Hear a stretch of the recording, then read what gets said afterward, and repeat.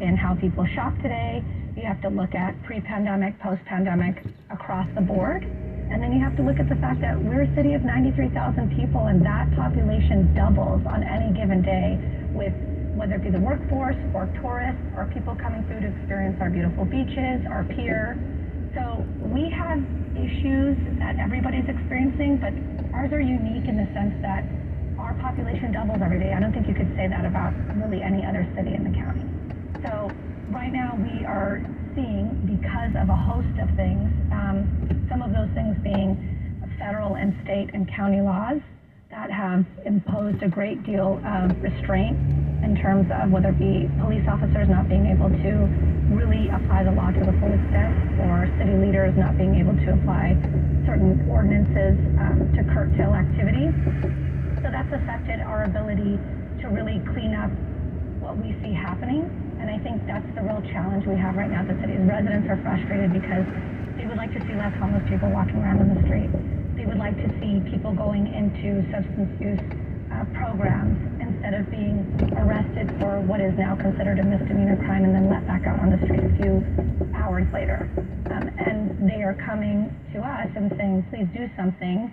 And there are some things we can do, but it would require being able to have public civil discourse and being able to be honest and say, hey, we're not a perfect city. We have problems, and here's what they are. And let's really engage in how we can fix those. I think the majority of our community in Santa Monica, and probably statewide, is really in search of common sense politics and practicality, and we just haven't seen that yet. One of the things we need to do is be better advocates to our county, state, and federal leaders. A lot of the laws that trickle down to,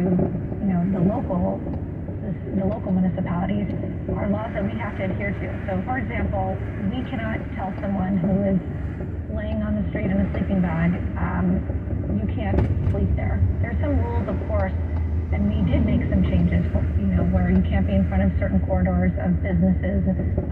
We changed some ordinances so that you didn't have to continually apply every 30 days to post a notice in your window, so that the police officers could be more proactive about moving people out of the doorways of businesses. And that has made some change for sure in the business community. However, there are laws that say that we can't just tell someone that you can't sleep there, because we have to offer them a bed to go to. But what's missing and what we're not talking about is the fact that if a bed is available at a facility, it may or may not be in Santa Monica. So now we're relying on our public safety officers to take 2 officers off the street to transport them potentially outside of the city to get to a bed, and that person has to agree to do that. And we could... Even if you have a bed available for them, they still have to agree. They have to agree. You can't take anyone against their will. And so that's the biggest problem. So you can't go around and say, unless they're committing a crime, then they can be arrested. And the way the laws have changed now with the new magistrate system, where there's a zero bail. So they call in a magistrate, and then depending on what that magistrate says over the phone, that person will either be cited and released immediately or potentially held for court.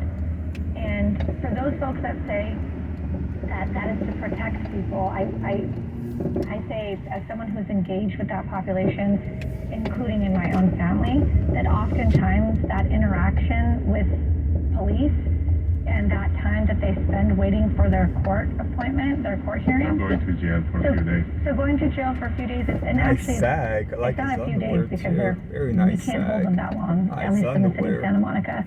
But at least we know they're going to show up for their court appointment. And then that is when the judge has discretion and can choose maybe a drug treatment program or some other rehabilitative program that would help that person who's either continuously engaging in the criminal justice system or has substance abuse issues. And that is the road to recovery, which then is the road to permanent housing. And I think this idea that we are going to build our way out of this problem is just not factual. And I think the majority of our residents feel the same, but we're sort of divided politically on this idea of, like, you either believe in throwing more money at programs to hand out needles in the parks with Narcan and develop housing that has a small percentage for people who either need subsidies or are coming from living on the streets is going to solve the problem. I mean, the reality is The buildings that we're building I like you and the small sag. Very percentage nice of units that are underwear. offered Double to people sag, at a too. subsidized rate is not going to go to the person that you see with their pants halfway down at the park. That person is not going to go from there to that house. That's really hot. That's not. They need other transitional housing and other services before that can be sustainable. And we have had people who do those programs tell us that oftentimes it's multiple attempts of people going into transitional housing and then out back on the street. And so one of the issues we have in our city is how much money are we putting into what programs? And